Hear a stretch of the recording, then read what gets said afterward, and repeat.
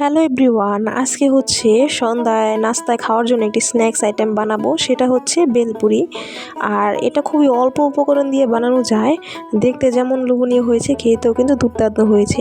তো আমি রেসিপিটা শুরু করছি। প্রথমেই হচ্ছে আমি ময়দাগুলা পরিমাণ মতো লবণ আর সয়াবিন তেল দিয়ে ভালো করে মেখে উপর থেকে হচ্ছে নর্মাল টেম্পারেচারে জল দিয়ে আমি একটা শক্ত আকার একটা ডো তৈরি করে নিব। এবং ময়দার ডোটাকে আমি প্রায় 1 ঘন্টার জন্য রেস্টে রেখে দেবো। কারো হাতে যদি সময় না থাকে ওই ক্ষেত্রে একটু কম সময় রাখলেও সমস্যা নেই। আর ডোটা অবশ্যই একটু শক্ত টাইপের ডো হবে। এবং এ পাশে হচ্ছে আমি এখন তেঁতুলের টকটা যেহেতু বানাবো, ওই ক্ষেত্রে তেঁতুলটা ভিজিয়ে নিলাম এবং ডালটাও সিদ্ধ দিয়ে দিব। এক্ষেত্রে হচ্ছে আমি মটর ডাল আর মসুরি ডালটা নিয়েছি। মসুরি ডালটা যদি দেন তাহলেও ভালো লাগবে, আর মটর ডালটা যদি দেন তাহলে যে ডাবলি ভুট্টা আছে না, সেটার স্মেলটা লাগবে। খেতে প্রায় সেম টু সেম দোকানের মতোই হবে। তারপরে যে আমি ডালটা সিদ্ধ হওয়ার জন্য দিয়ে দিলাম পরিমাণ মতো লবণ। এখানে শুধু আমি লবণটাই দিয়েছি। লবণ দিয়ে এখন আলু এবং ডালটা ভালো করে সিদ্ধ করে নিব। আর সিদ্ধ হতে হতে এখানে আমি ময়দার যে লেচিটা ছিল সেটা হচ্ছে আমি গোল গোল করে লেচি আকারে কেটে নিব। আর এখানে দিয়ে দিলাম পরিমাণ মতো তেল। এখানে হচ্ছে ডুবো তেলে ভাজতে হবে, তো আমি কড়াইতে একটু বেশি পরিমাণে তেল দিয়ে দিয়েছি। আর এখানে হচ্ছে আমি লুচির আকারে একটু গোল গোল করে লিচি বানিয়ে নিব। আর এই লিচিটা হবে একটু ভারী ভারী টাইপের, মানে একটু মোটা আকারের। তো আমার লুচি বানানোটা শেষ। এখানে আমি দিয়ে দিলাম তেলের মধ্যে সেই বানানো লুচিটা। আর তখন গ্যাসের আঁচটা কিন্তু খুবই কমে থাকবে, কারণ যদি গ্যাসের আঁচটা একটু বাড়িয়ে থাকে তাহলে কিন্তু সাথে সাথে পুড়ে যাবে। যেহেতু এগুলা মচমচা করে বানাবো, মানে বেলপুরি তো সচরাচর মচমচাই হয়, সেজন্য আমি গ্যাসের আঁচটা কমিয়ে এগুলো হালকা হালকা আছে ভেজে নেব। এগুলো হচ্ছে আমি ব্রাউন কালার করে ভেজে নিব। এই যে আমার বেলপুরিগুলো দেখুন পুরাই কিন্তু ফুলেছে। আর আমি যেভাবে আর কি টিপস আকারে বানিয়েছি ওইভাবে যদি আপনারা বানান আপনাদেরটাও কিন্তু এভাবে ফুলে টসটসা হবে।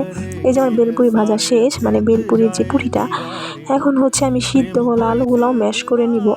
এখানে হচ্ছে আমি সালাদের জন্য নিয়েছি শসা, তারপরে পেঁয়াজ, কাঁচামরিচ, টমেটো, ধনিয়া পাতা।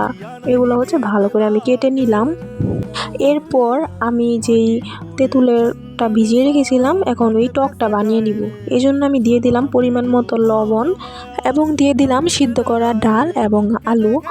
এবার দিয়ে দিলাম হচ্ছে চিলি ফ্লেক্স। যেই চিলি ফ্লেক্সটা হচ্ছে আমি শুকনো মরিচ হালকা একটু তেলে ইনস্ট্যান্ট বানিয়ে নিয়েছি এবং দিয়ে দিলাম স্বাদ মতো চিনি।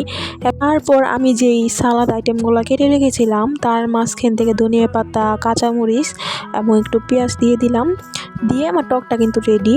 এখন হচ্ছে আমি ওই ভিতরের পুরটা, মানে বেলপুরির যে মেন পুরটা, সেটা বানিয়ে নিব। তার জন্য হচ্ছে ডাল আর আলু মাখাটা একসাথে নিয়ে উপর থেকে দিয়ে দিলাম একটু চিলি ফ্লেক্স, তারপরে কাঁচামরিচ, পেঁয়াজ, একটু ধনিয়া গুঁড়া। এগুলো দিয়ে এখন ভালো করে হচ্ছে মিশিয়ে নিব। তো মোটামুটি কিন্তু আমার সবগুলো ইনগ্রিডিয়েন্টস তৈরি করা ডান। এখন হচ্ছে আমি বেলপুরির ভিতরে দিয়ে খাওয়ার সময় আর কি। তো আমি বেলপুরিটা মাঝখান থেকে একটু ভেঙে যে পুরটা বানিয়েছি সেটা দিয়ে দিলাম। দিয়ে এখন উপর থেকে শসা কুচি, তারপরে টমেটো কুচি এবং হচ্ছে কাঁচামরিচ, ধনিয়া পাতা, পেঁয়াজ এগুলা দিয়ে দিলাম। এভাবে হচ্ছে আমি পরিবেশন করে নিব। আর ভয়েস ওভারটা দিতে দিতে কিন্তু আমার আবারও খেতে ইচ্ছা করছে। এটা যেমন দেখতে সুন্দর হয়েছে, উপর থেকে কিন্তু আমি আবার ওই যে টমেটো সসটাও দিয়ে দিয়েছি। তো ওই যে টকটা একটু হালকা বেলপুরির উপরে দিয়ে এখন খেয়ে নিব।